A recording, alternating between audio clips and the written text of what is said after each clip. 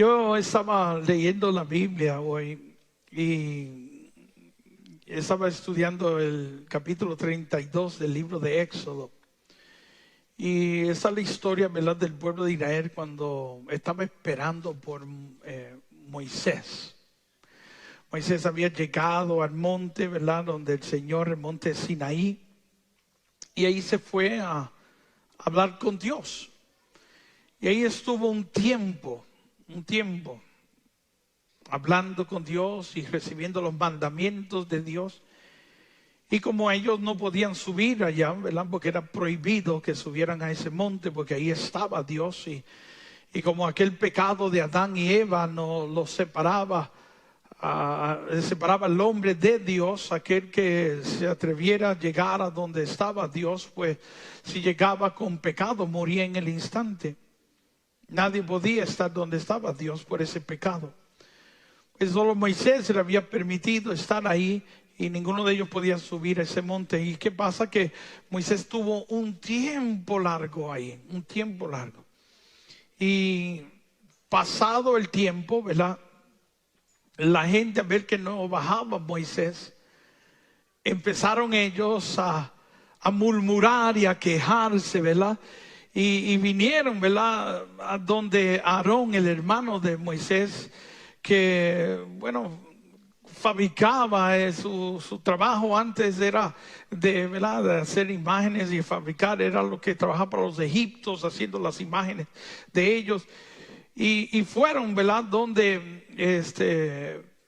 Aarón y le dijeron, pues Moisés ha tardado de bajar del monte.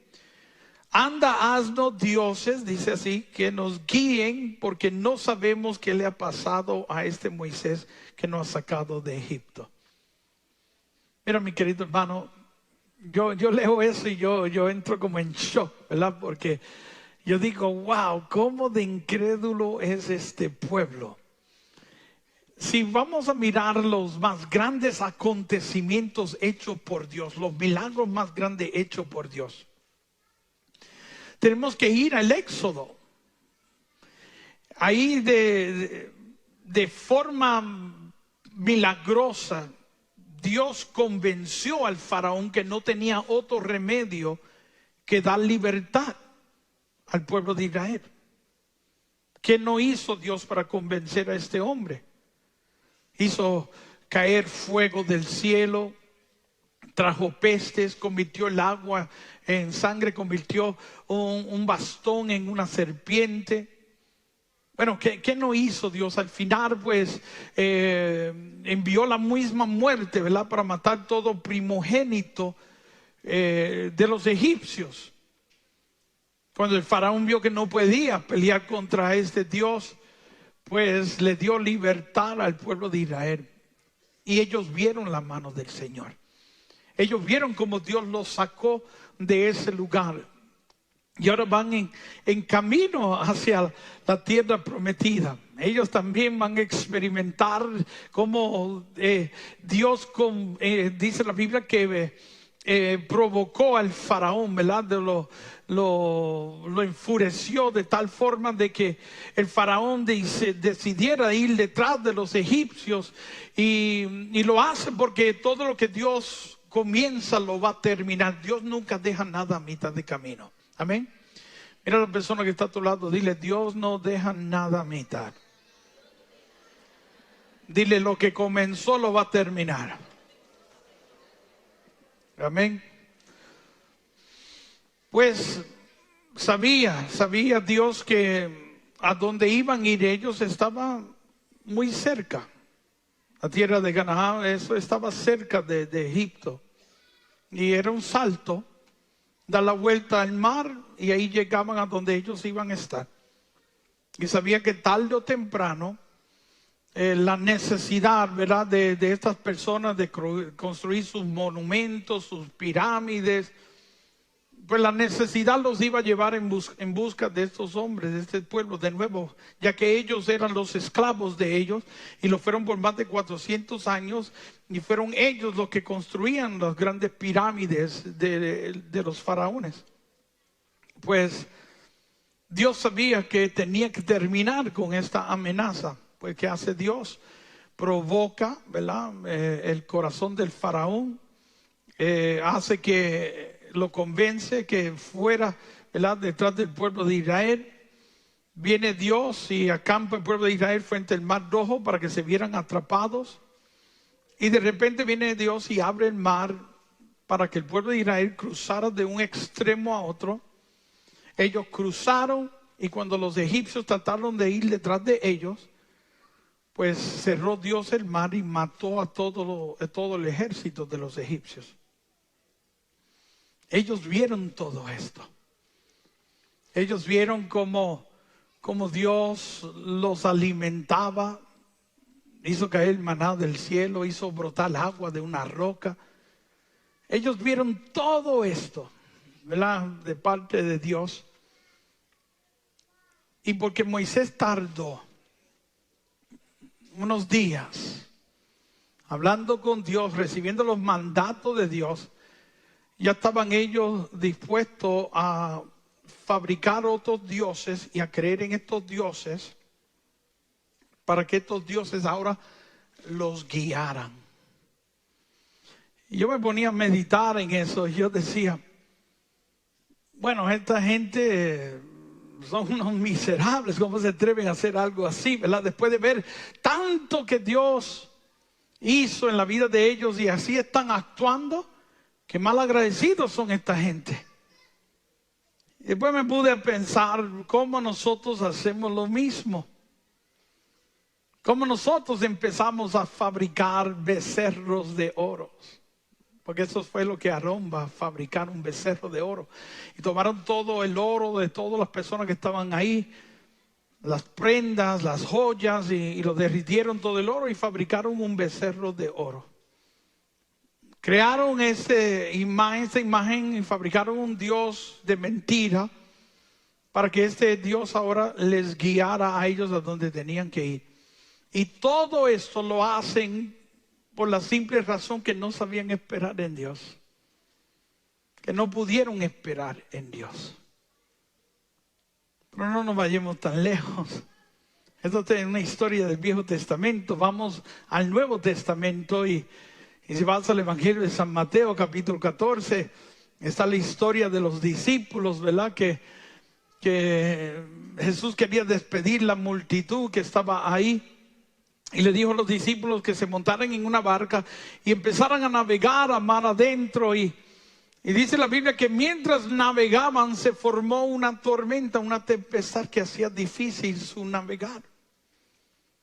Aquella barca era zarandeada por las olas, azotada por las olas. Pero dice la Biblia que de repente a lo lejos vieron a alguien que venía hacia ellos, pero venía caminando sobre las aguas.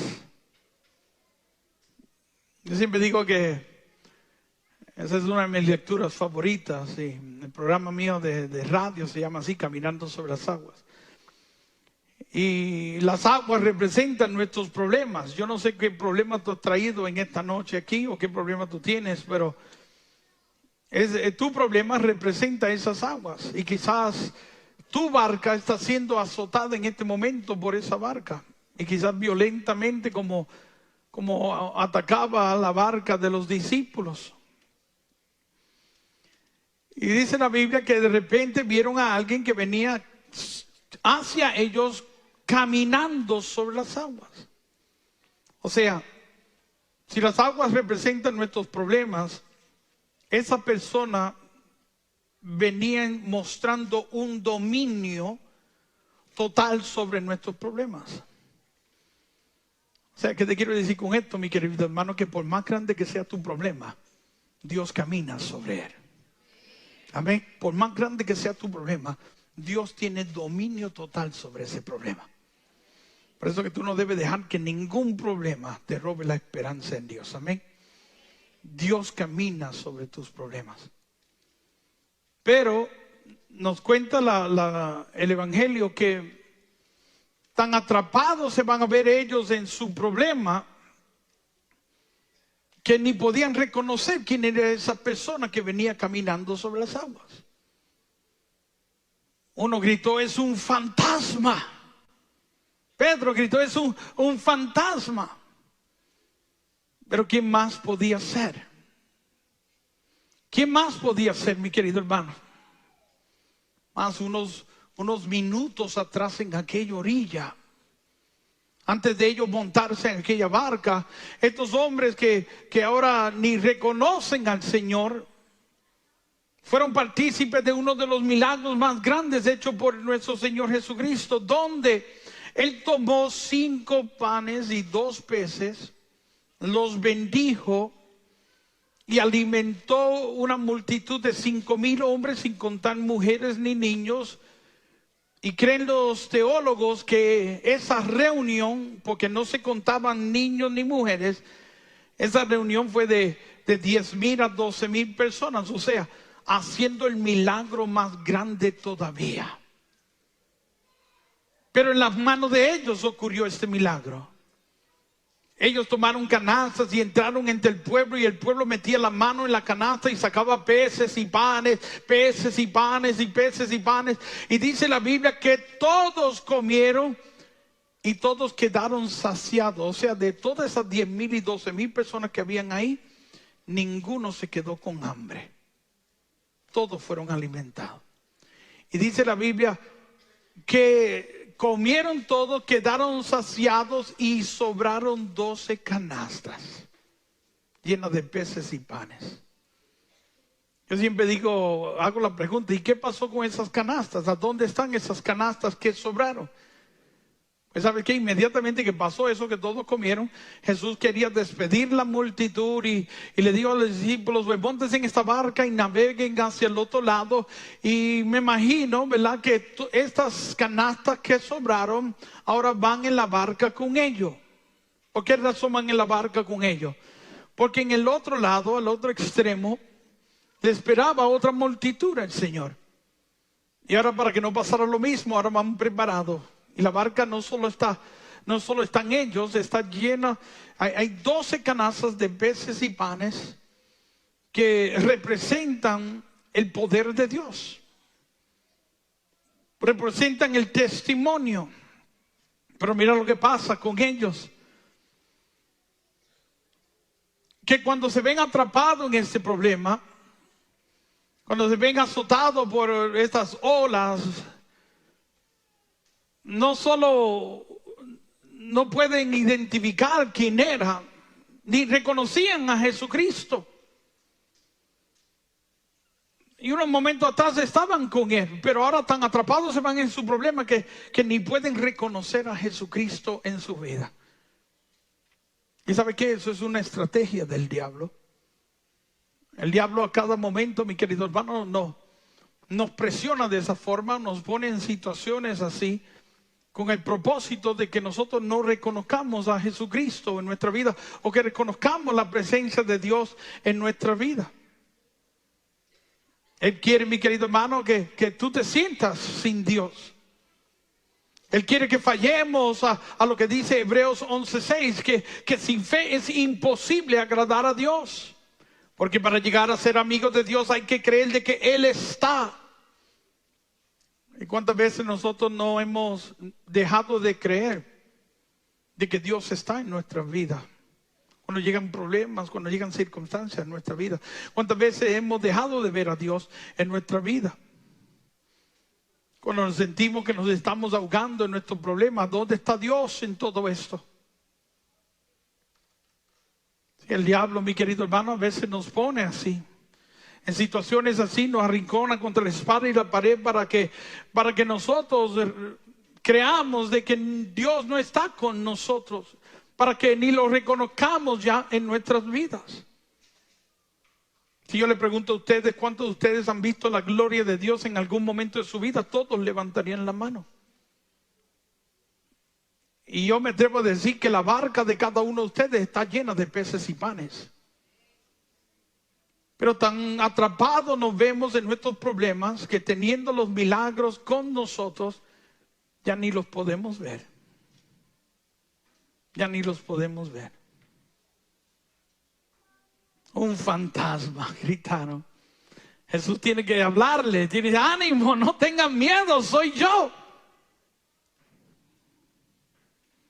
El pueblo de Israel, porque Moisés había desaparecido por un momento, se encontraron solos. Se encontraron sin líderes, se encontraron sin alguien que los guiara. Inmediatamente empiezan ellos a crear otros dioses, a fabricar otros dioses para que esos dioses ahora le guiaran. Mira, yo conozco a otra persona que Dios lo sanó de una distrofia muscular. Lo sanó Dios de una distrofia muscular. Y esta persona pues tuvo una recaída. ¿Por qué? Porque a veces, mi querido hermano, hay personas y lo he visto muchas veces ocurrir, que reciben una sanación, reciben una bendición de Dios y de repente se descuidan, ¿verdad?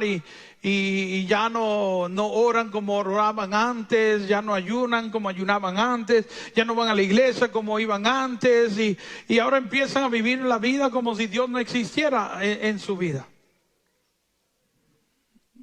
La Biblia dice que nosotros tenemos que aprender a retener las cosas que Dios nos da. Y si nos habla de retener es porque las podemos perder. Por eso yo digo a las personas que hay personas que es mejor que ni sanen, o hay personas que nunca van a sanar. ¿Por qué, mi querido hermano? Porque quizás esa enfermedad que tú tienes, o ese problema que tú tienes, o esa necesidad que tú tienes, es lo único que te ata a Dios. Y si ya no lo tuvieras en tu vida, tú ni buscarías a Dios, tú ni estuvieras hoy aquí quizás. ¿Qué te hace venir? Pues que tienes una necesidad. Tienes un problema, tienes una situación, tienes una circunstancia. Y quizás has agotado todos tus recursos, todos tus medios antes de buscar a Dios. Y como ninguno de esos recursos, ninguno de esos medios te han ayudado, entonces vienes buscando ahora a Dios. Hermanos, no abandones a Dios. Mantente firme. Y si recibiste algún favor de Dios, ahora es cuando más necesitas estar orando. Cuando más necesita estar ayunando, cuando más necesita estar rezando, cuando más necesita estar en la iglesia alrededor de hermanos de la fe, mi querido hermano. No dejar de asistir a tus reuniones como nos aconseja la Biblia, mi querido hermano, que estemos siempre en comunidad con nuestros hermanos. Buscarle ahora más que nunca, porque sabes que, mi querido hermano, tenemos un adversario. Nuestra batalla, dice la Biblia, no es contra carne ni hueso, sino contra principados, potestades espirituales. Estamos en una guerra espiritual. Y no creas porque le hayas ganado una batalla, has ganado la guerra, mi querido hermano. Él saldrá y buscará refuerzos. La Biblia dice que vendrá con otros espíritus a tratar de tomar posesión de aquello que una vez le pertenecía. Por eso que necesitamos estar más vigilantes que nunca. Y tenemos que resistir al diablo. Dice la Biblia, resiste al diablo y él huirá de vosotros. Mantenernos firmes, mi querido hermano, en lo que estamos creyendo, en lo que estamos esperando. Y recordar siempre que antes que se ponga mejor la situación, se pondrá peor. Recordar, mi querido hermano, que aunque tarde, el Señor no quiere decir de que no está obrando, de que no está haciendo, mi querido hermano. Que aunque aparezca que está durmiendo, Él está montado en la barca contigo. Bendito sea Dios. Que tú creas, mi querido hermano, que Dios está contigo siempre, que Él no te ha dejado, que nunca te ha abandonado. Creer, mi querido hermano, que Él peleará tus batallas.